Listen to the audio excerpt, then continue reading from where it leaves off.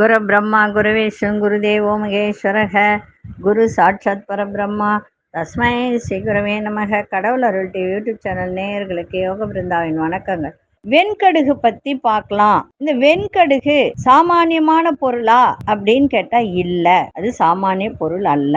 அது கடவுள் தன்மையை கொண்டது. என்ன கடவுள் தன்மையை கொண்டது? தேவகணம் தன்மையை கொண்டது. இந்த வெண்கடுகை குறித்து ஒரு சிறிய விளக்கம் கொடுக்க போகிறேன். தவறா நினைக்காதீங்க, என்னடா நிறைய இந்த மாதிரி சொல்லிட்டு இருக்காங்களே அப்படின்னு. எதுக்காக அப்படின்னா, இதை தெரிஞ்சு புரிஞ்சு செய்தால் எல்லாமே நமக்கு நன்மையாக நடக்கும். இப்போ இந்த வெண்கடுகு அப்படின்னு சொல்லும்போது, ஒரு மகத நாட்டு ஆண்டு கொண்டிருந்த ஒரு அரசன், மயில்வண்ணன் அப்படின்ற ஒரு மன்னன், ரொம்ப எல்லாருக்குமே வாரி வாரி கொடுக்கக்கூடிய ஒரு மன்னன். அவரு மக்களுக்கு நிறைய நன்மைகளை செய்து வந்தார்.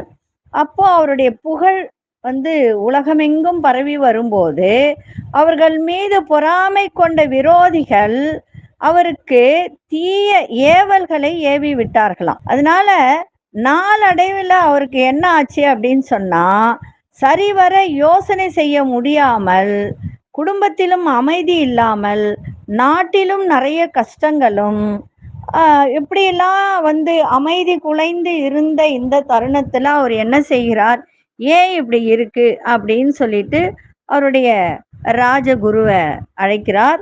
அவரு தன்னுடைய சங்கடங்களை எல்லாம் குறித்து சொல்கிறார். அதற்கு பரிகாரம் என்ன அப்படின்னு கேட்கிறார். அப்ப சொல்றாரு, ஒரு விசேஷமான பூஜை இருக்கு, அதை செய்யுங்க. அப்படி எப்படி செய்யணும்? ஒரு மண்டலம் என்பது 48 நாள். பைரவ பெருமானுக்கு வெண்கடுகு, இலாமிச்சவேறு, சந்தனம், அருகு அப்படின்னு சொல்லி இதை 4ஐயும் கொண்டு பாத பூஜை செய்த பின் சாம்பிராணியை தூபத்தில் ஏற்றி, இந்த வெண்கடுகு சாம்பிராணி தூபத்தை ஏற்றி வைத்து, அந்த தூபத்துல இந்த வெண்கடுகை போட்டு வீடு முழுவதும் அந்த புகையை காட்டினால் தீய சக்திகள் ஓடிவிடும் அப்படின்னு சொல்றார். சரி, இந்த எதற்காக இந்த பாத பூஜையிலும் சாம்பிராணி புகையிலும் வெண்கடுகை பயன்படுத்த வேண்டும் என்று மன்னர் கேட்கிறார். அதற்கு ராஜகுரு சொல்கிறார், மன்னா, வெள்ளைக்கடுகு செடிகள் எங்கு வளர்கின்றது என்றால் குளிர்ச்சி இருக்கின்ற இடத்தில்தான்.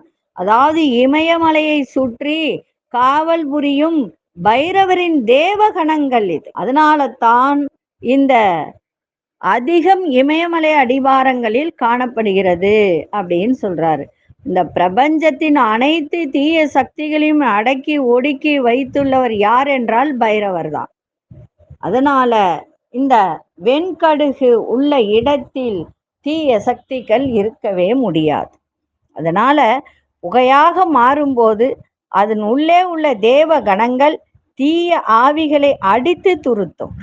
அதனால தனது ராஜகுரு கூறியதை போலவே மன்னன் என்ன செய்கிறார், வெண்கடுகை போட்டு பூஜையும் யாகமும் செய்ய அனைத்து தீய ஆவிகளும் வீட்டை விட்டு வெளியேறி அவர் குடும்பத்தில் மீண்டும் அமைதி ஏற்பட்டது.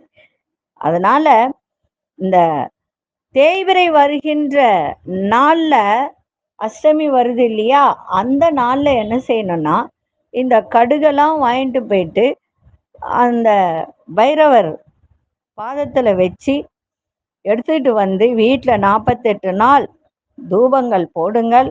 இந்த சாம்பிராணி பயன்படுத்தினால் அனைத்து விதமான சங்கடமும் நீங்கி லக்ஷ்மி கடாட்சம் பெருகும். சரிங்களா? இது செய்யுங்க. இந்த வெண்கடுகுக்கு அவ்வளோ ஒரு சக்தி உண்டு. இந்த வெண்கடுகுக்கு தேவகணம் என்று சொல்லக்கூடிய பெயரும் உண்டு. யோக பிருந்தாவின் வாழ்த்துக்கள். கடவுள் அருள் டிவியை பார்த்தமைக்க நன்றிகள். மேலும் இது போன்ற தகவல்களை தெரிந்து கொள்ள கடவுள் அருள் டிவியை சப்ஸ்கிரைப் செய்யுங்கள். மறக்காமல் பெல் ஐக்கானை கிளிக் செய்யுங்கள்.